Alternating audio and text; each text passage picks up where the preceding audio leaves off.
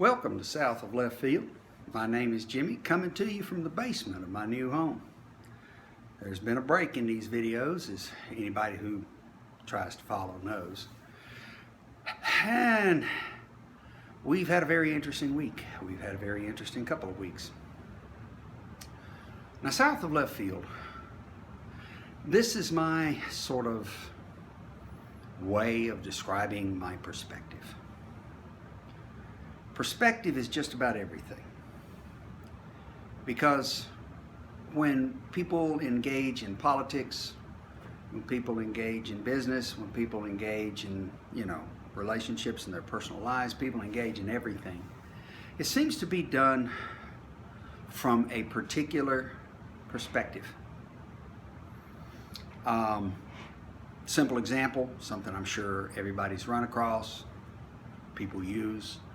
Well, I support Donald Trump because of his stand on abortion. Now,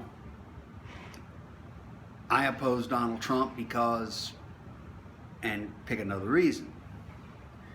That's how these political parties that we have divided us up between themselves. It's why America, the people, the country is so extremely divided.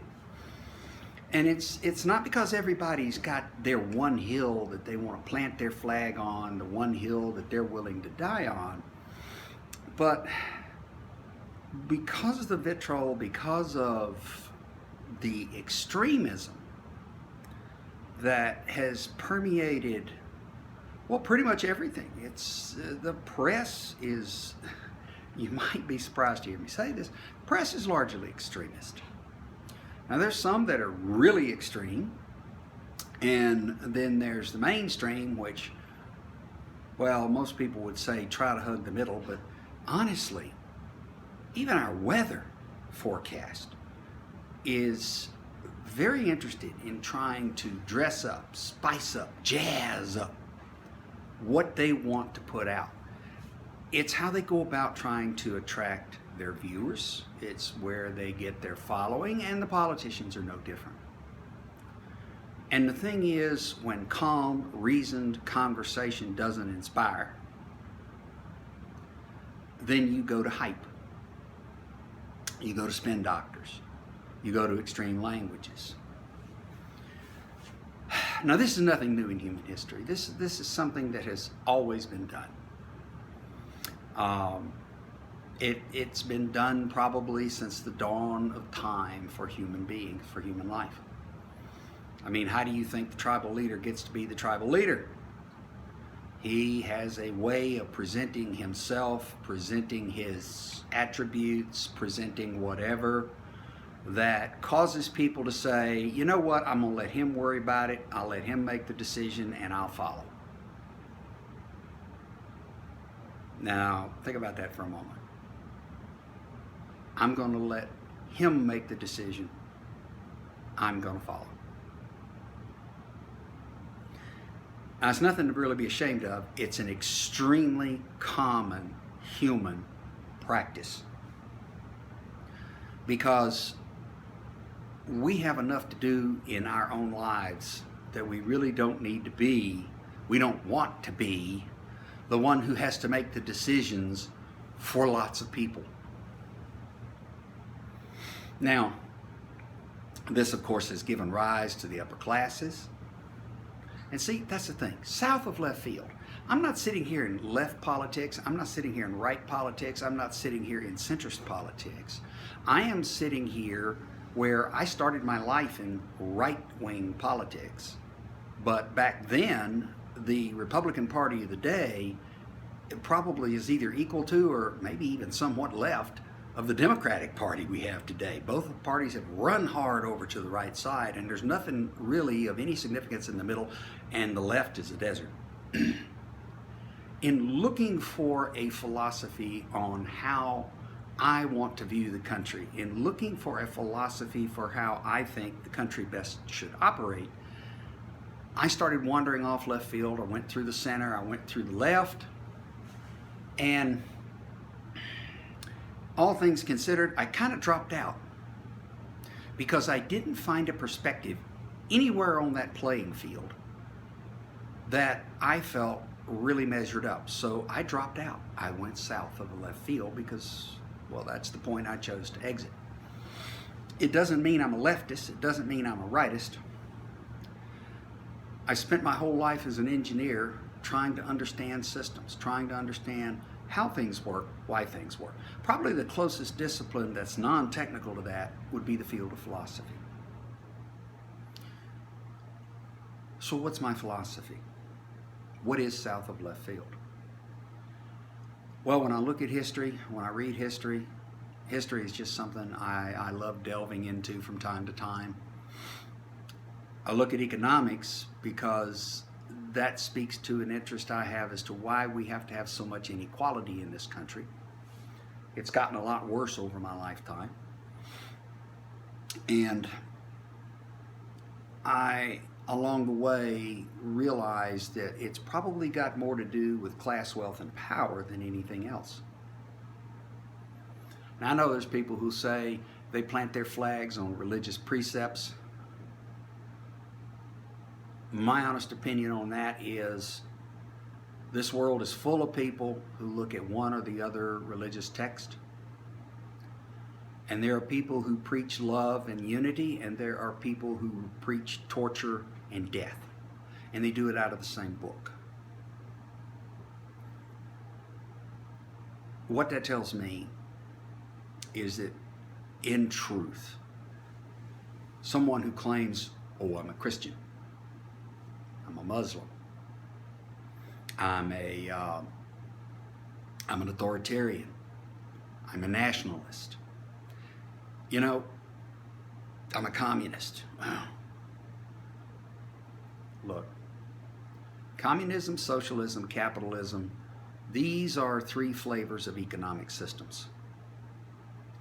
They can benefit many people, or they can create crushing inequality. It isn't the system.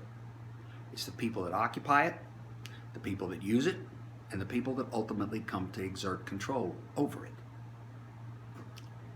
Dictatorship, parliamentarianism, democracy, republic, it's the same thing. Just because you claim, oh, we're a democracy. Well, you know what? The performance of democracy, the practice of democracy, it's a large practice. It's a philosophy of government, just like communism is a philosophy of economics, just like Christianity is a philosophy of religious belief. And what you're going to find is that within any of these systems, it is not the system that determines what people's lives are like. It's the people that rise to control the system, manipulate the system, organize and drive the system for their goals, whether it's to benefit the society as a whole or to benefit themselves and their buds. Hey, you can start with that system and you can find yourself with a broad range of outcomes. What history has shown is that over time, people in charge and people in power lose their connection to their nation, meaning their own peoples, and ultimately they pursue actions for their own personal gains and goals, not for the good of the country, but for what they want to see, for what they want to do. In the United States of America, over the last few decades, the increasing poverty of the general population, which equates to the poverty of the nation in truth as a whole, falling standard of living, falling standard of medical care, falling access to education, all of these things are endemic of our capitalist process in our so-called democracy being driven by people who take care of themselves and the people in their economic class and clique. Millionaires serving billionaires, creating poverty below themselves. Now, they won't say that's what they're doing, but practically that's what's occurring. What we saw in the Capitol was a bit of a new phenomenon. And it's something that the United States as a people, as a country, as a whole, is gonna have to make a decision. We have a significant portion of our population that is willing, ready, and desirous of seeing a despotic power running the United States. Now, that's no different from what we already have, other than its degree. I mean, for the last several decades, we're all getting poorer and our lives are getting harder. Hopelessness and drug use is becoming more and more prevalent. And this is because the system is being driven to line the pockets of the few. Now we've got someone who wants to exercise power capriciously, order the death and the torture of anybody they feel like, elevate and destroy anybody they feel like. A level of despotic activity and desire that has never been seen on the stage in the Capitol before, but we just saw it. This is where third world countries go. This is why there's third world countries. This is what people are trying to create in this country. And they've got a lot of followers. It ain't just bone spurs. From south of left field, my restart. I'm sorry it went so long. I hope you like it. I hope you share it. Please send back comments if you're so inclined. Be glad to address them. Thank you for listening.